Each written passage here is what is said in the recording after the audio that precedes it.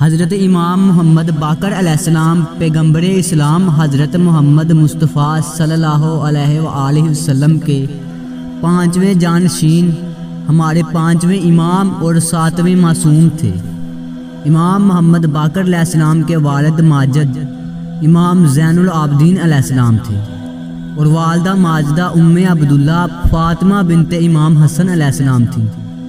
آپ اپنی آبا و اجداد کی طرح امام، معصوم اور افضل کائنات تھے، یعنی خدا کی طرف سے آپ امام، معصوم اور اپنے عہد امامت میں سب سے بڑے عالم اور کائنات میں سب سے افضل تھے۔ امام محمد باقر علیہ السلام بہت بڑے زاہد، عابد، تقوی، طہارت کے اعلیٰ درجہ پر فائز تھے۔ آپ کے آگے بہت بڑے بڑے عالم خود کو جھوٹا تسلیم کرتے تھے اور اپنا سر جھکائے رکھتے تھے اور کہتے تھے کہ آپ کے فضائل لکھنے کے لیے ایک علیحدہ کتاب درکار ہے۔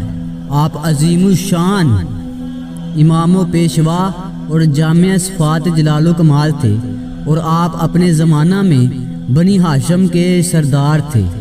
امام محمد باقر علیہ السلام یکم رجب المرجب 57 ہجری جمعہ کے دن مدینہ منورہ میں پیدا ہوئے۔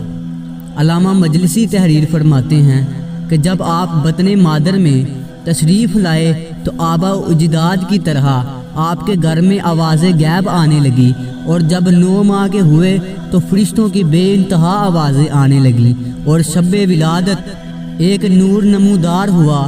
ولادت کے بعد قبلہ کی طرف منہ کر کے امام محمد باقر علیہ السلام نے آسمان کی طرف دیکھا اور حضرت آدم علیہ السلام کی طرح 3 بار چھینکنے کے بعد اللہ تعالیٰ کی حمد بجا لائے۔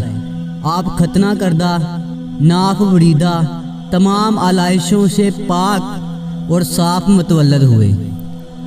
آپ کا اسم گرامی لوح محفوظ کے مطابق محمد تھا اور آپ کی کنیت ابو جعفر تھی، اور آپ کے القاب کثیر تھے جن میں باقر، شاکر، ہادی زیادہ مشہور ہیں۔